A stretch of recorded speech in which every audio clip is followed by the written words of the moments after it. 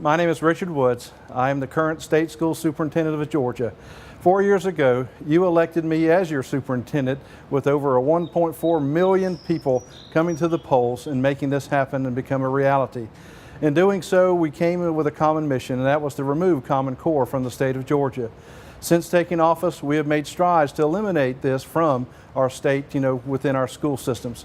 First of all, we looked at selecting option B within the No Child Left Behind waiver. This gave Georgia the ability to choose its own standards and not be locked into those which were nationally accepted as Common Core.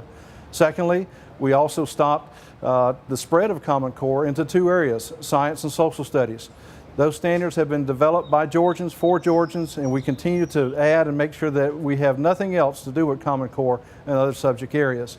Within the next few years, we also have the ability to readopt math and English language arts standards. By doing so, we will be able to rid Georgia of Common Core standards once and for all. But we continue to build on that. One of the things we looked at was making a change in math.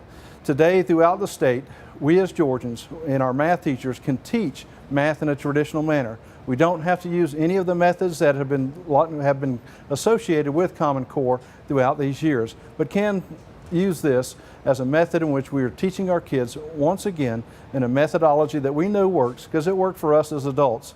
As we continue to move forward, we have a great opportunity throughout the state to build on the success. We have seen the largest reduction of state-mandated testing in our state's history. Again, reducing the onerous methodology of testing, using an autopsy manner.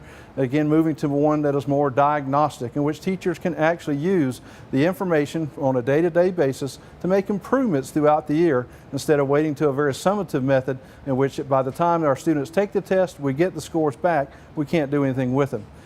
One of the things we're looking at is giving our kids more time to play and just be children. And so throughout the state, we have almost over half of our elementary schools now committing to do that. During this past year, we have also seen opportunities grow in other academic areas. Each and every child in high school now has the ability to take a personal finance course. One of the courses I think that each and every child needs to take throughout their time. But also, I think one of the great things we look at, STEM and STEAM, the job markets of the future.